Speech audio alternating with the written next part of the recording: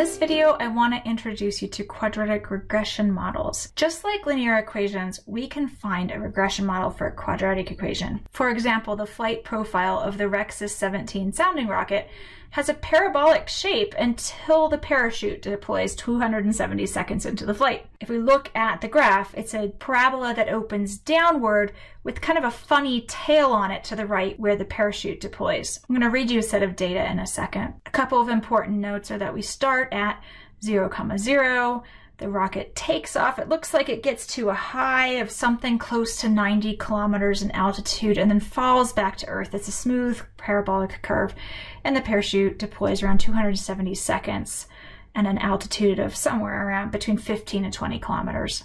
We're going to start by just making a guess at where the vertex of this parabola might be, and it looks to me like it's close to 90 in altitude and somewhere just under 150 seconds of flight time. So let's just say that's 140 seconds and 90 in altitude. So 140, 90.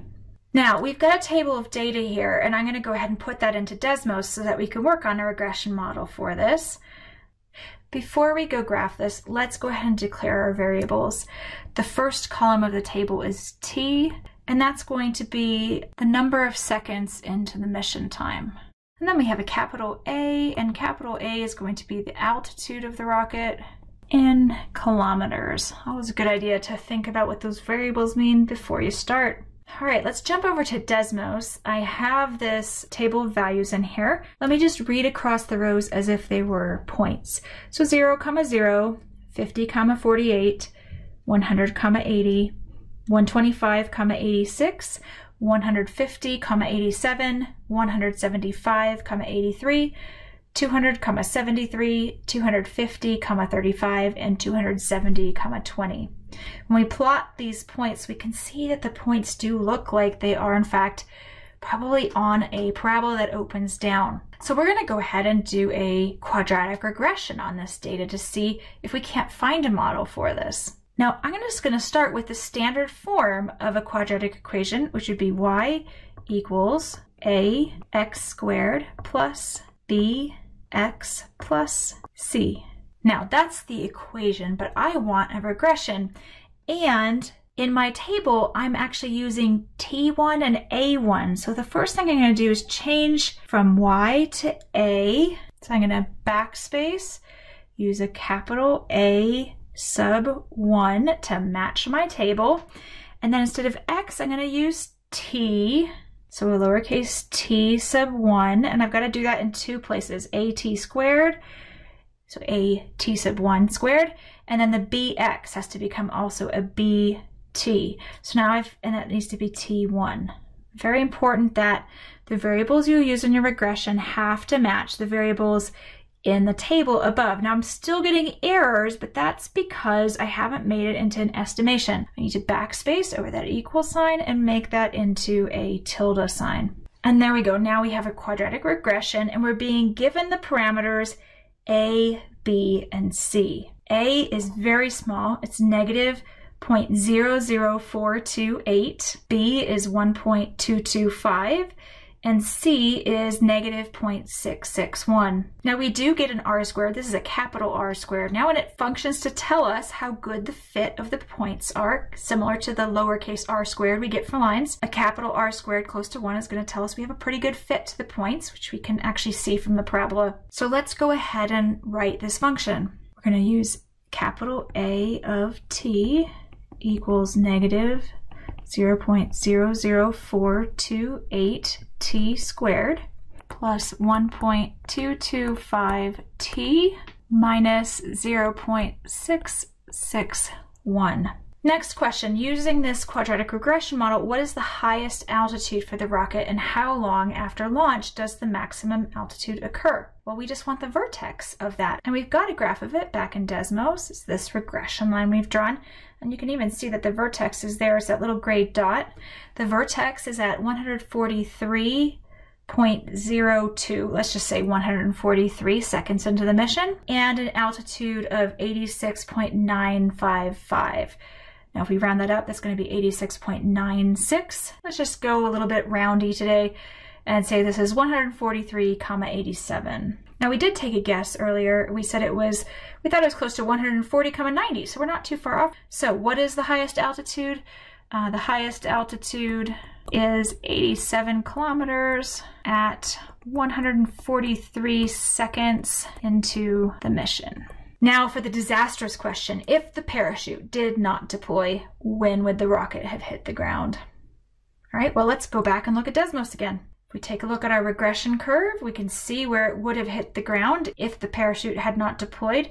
Looks like 285.494, so let's say 285.5 at 285.5, and that's not meters or kilometers, that's seconds. So 285.5 seconds after the start of the mission. There's a very important note about performing quadratic regression. This is so important. I'm going to circle it in red. You have to have at least 3 points to perform a quadratic regression, and let me show you why. Suppose we started with only 2 points, 0, 1, and 2, 4. That's this point and this point on a coordinate system. There are actually many quadratic regression models we could find that are a reasonable fit for the points. We could find a parabola that opens up through those points. We could find a parabola that opens down through those points. We could find a bigger parabola that opens down through those points. In fact, you can see in the left-hand panel that I was able to find all sorts of quadratic regression models for these 2 points.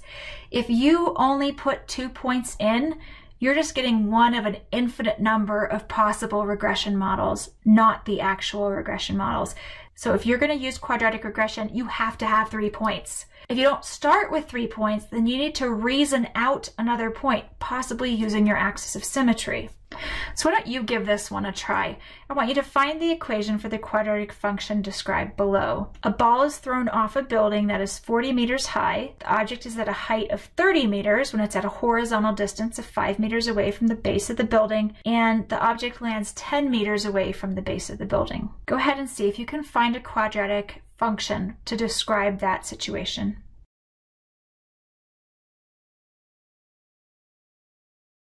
All right. Let's see how you did. I'm going to start by plotting the points on the coordinate axis we have. On the x-axis, we have 0, 5, and 10, and that's the horizontal distance in meters away from the building. I'm just going to label that horizontal distance in meters, and let's call that variable x. And then on the y-axis, we're looking at the vertical distance, and that's also in meters. So let's just label that the vertical height in meters, and that's going to be my y values. Okay, a ball is thrown off the building that is 40 meters high. So we've got a point here at 0, 40. Let me write that down. 0, 40. Okay, that's actually the y-intercept in case that's important to us. The object is at a height of 30 meters when it's at a horizontal distance of 5 meters away from the base. So 5 meters away from the base, it's at a height of 30. So this is the point 5, 30. That's 2 points we know on the graph. And then finally, the object lands 10 meters away from the base of the building. So that's the point 10, 0. So in case it's important, that is an x-intercept of the graph. All right, well, vertex form probably doesn't make sense here because we don't have the vertex. We don't know it for sure. We do have an x-intercept, so we're a little bit close to the factored form there. And we have a y-intercept, which we technically could use in the standard form if we wanted to. But we also know that we have 3 points. And with 3 points, we could just do a quadratic regression for this. So why don't we go ahead and try that? I'm going to go over to Desmos, and in a table, I'm going to put 0, 40, 5, 30, and 10, 0. Now that I have the 3 points in a table in Desmos, I'm going to go ahead and do a quadratic regression. Doesn't matter which form we use. You could actually use the factored form. Why don't we go ahead and try that one just so you can see that this works. So I'm going to start with y equals a times x minus r times x minus s. Now I need to do 2 things. I need to switch to x1 and y1 to match my table, and I need to change to a tilde to get estimation. I'm going to go back and put in y sub 1, and then I've got 2 x's, so each of those x's takes x sub 1, and then I change that equal sign to tilde. Now we can see a parabola is nicely going through those 3 points. It has a high of 0, 40, so that does turn out to be the vertex. and it has x-intercepts of positive 10 and negative 10. Now, negative 10 has no real meaning for us in this graph because we only want to see it for x values greater than 0. But the point here is that we actually do get an a value out, which is negative 0.4, and then an r value, which is 10, and an s value, which is negative 10. And r squared is 1, which means it's a perfect regression model for the data. So we could go back and write our function, y equals negative 0.4 times parentheses x minus 10 times parentheses x plus 10. So there's a nice factored form for this. Now, you could have done it with other equations, and let me just show you that so you can see it. So I could have done this with the standard equation, which would be y sub 1 tilde a x sub 1 squared plus b x sub 1 plus c, and then I would get an a value of negative 0.4, a b value of 0, and a c value of 40. So another way to write this would be y equals negative 0.4 x squared plus 0x plus 40. You could drop that 0x and just say plus 40. So that's the standard form. And you could also do it with the vertex form.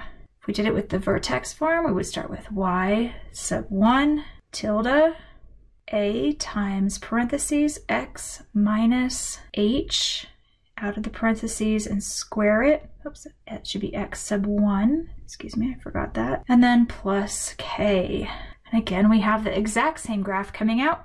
The a value is negative 0.4, the k value is 40, and the h value is 2.9114 times 10 to the negative 15th, which is like 0.0000000000000291114, or just 0 in other words. So in this case, we could write it as y equals negative 0.4 times parentheses x minus 0, the quantity squared, plus 40. And all three of these can come out of a regression equation. It just depends on how you write it. And all three of these are equivalent to each other. To recap, there's really just one very important thing you have to remember. And that is you have to have 3 points to perform a quadratic regression. If you only have 2 points, then what you are getting out of that quadratic regression could be nonsense.